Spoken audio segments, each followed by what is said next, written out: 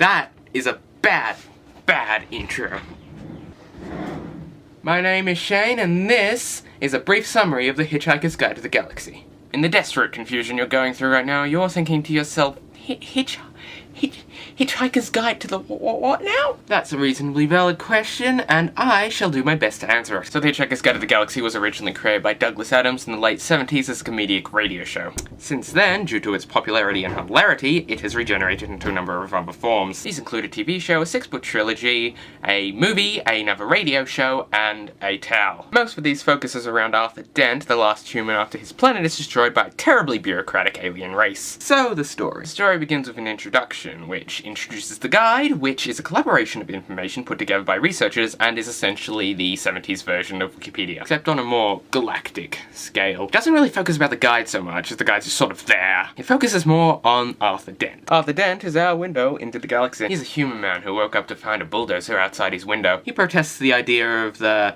bulldozer knocking down his house to make way for a bypass, but is distracted by his friend Ford Prefect, who decides seeming very similar to the rest of the human race. Well, it's not very similar at all. He was actually an alien from the destroyed planet of Betelgeuse 7, stuck on Earth, pretending to be an out-of-work actor, working for the guide but not really getting much done, given that this is Earth. And he's not too sad that the planet's about to blow up, so... The planet's about to blow up! It's to be blown up to make way for a hyperspace bypass. Ford tries to get his friend off the planet before it goes off. And then a rather terribly bureaucratic alien ship comes along and says, "This planet's going to go bye-bye!" So Ford gets him and Arthur the hell off there. They wind up on the Vogon ship, and Arthur takes into consideration that his friend's an alien, gets read poetry to him, and gets thrown off the ship. They have about 30 seconds of air left according to Ford's copy of the Hitchhiker's Guide to the Galaxy, and despite the chances of rescue being to about 2 to the power of 266,709 to 1 against, they're coincidentally rescued by none other than Ford's semi-half-cousin Zaphod Beeblebrox, who on his 200th birthday is stealing a ship and is the president, with his girlfriend Trillian, who is also one of the last humans. These coincidences are explained with Zaphod's ship, the Heart of Gold. Described as looking like an oversized running shoe, the Heart of Gold is a spaceship that has an unstable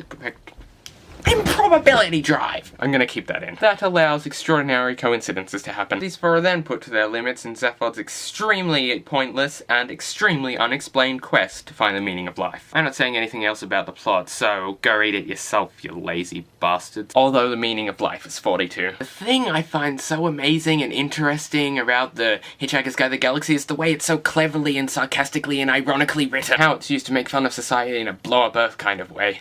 Oh, I left this light on. Oh look, he finally fixed the lighting. He uses aliens and whales and pot plants as metaphors for things that we go through in everyday life. Things that are still relevant today, even though having been made in the 70s. The main theme I noticed was Arthur being thrown into this life out of nowhere. Something that he deeply resents, in a dressing gown. But he keeps going on with it, and I think that's a good message. Okay, cheesy bit over. Despite being a comedic tale, it's really deep and symbolic analysis of society and human culture and how bloody weird it is. This has been an introduction, not a brief summary, an introduction to the Hitchhiker's Guide to the Galaxy. So long, and thanks for all the fish. Look over to the side. That's what you're meant to do. Look at the script that you didn't bother to print out, yes.